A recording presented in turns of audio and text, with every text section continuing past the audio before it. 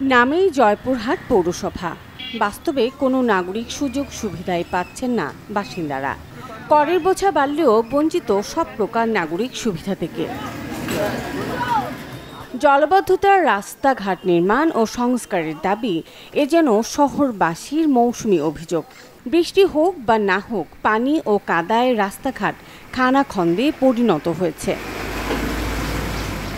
রাস্তাঘাট সংস্কার বা জলবদ্ধতা নিরসনে নেওয়া হয়নি কোনো কার্যকর পদক্ষেপ।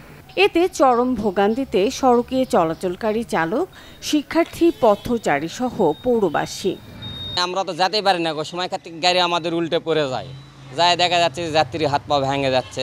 আমি একদিন কাজ করে এখান দিয়ে আসতেছি, দেখতেছি মোটরসাইকেলে উল্টে সোল শুদ্ধে এক বউ পড়ে গেল। মানে রাত্রে এই রাস্তাতে চলাচল করাই যায় না একরকম। রাস্তা খুবই বাজে এবং খুব খারাপ অবস্থা, আমরা যেতে পারি না, অনেক সময় গাড়ি আটকে যায় এবং চলাচলে খুব অসুবিধা হয়। কি রাস্তার কোনো ড্রেন নাই, পানি নিষ্কাশনের কোনো ব্যবস্থা নাই। রাস্তার ধারে আমার বাসা, আর এইখান থেকে প্রতি শনিবার হাটের দিন গরুর শত শত গাড়ি পার হয়, গরু বোঝায় ট্রাক উল্টে পড়ে, ইভেন আমার বাসার ধাক্কা লাগে, আমার গেট পর্যন্ত ভেঙে ফেলাইছে।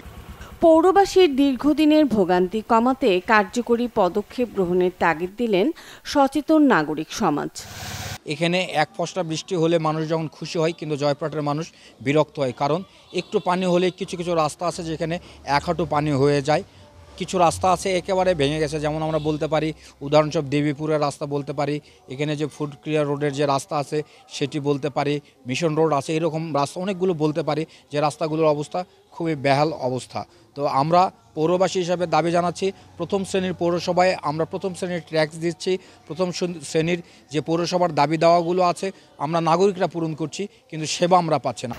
এদিকে সড়ক সংস্কারে দায়সারা বক্তব্য সড়ক বিভাগ কর্তৃপক্ষের।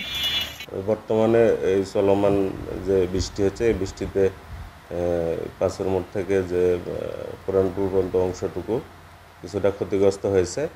এই ক্ষতিগ্রস্ত অংশটুকু আমরা ইট দিয়ে বর্তমানে মেরামত করে রাখার চেষ্টা করতেছি। আর বর্ষা শেষ হলে কিংবা কমে গেলে আমরা বিটুমিনাস দিয়ে মানে স্মুথ করে যানবাহন চলাচলের জন্য করে দিব, বিটুমিনাস সারফেস করে দিব। ড্রেনেজ ব্যবস্থা ও রাস্তাঘাটের এমন বেহাল দশায় জনদুর্ভোগের কথা স্বীকার করলেন খোদ পৌর প্রশাসক।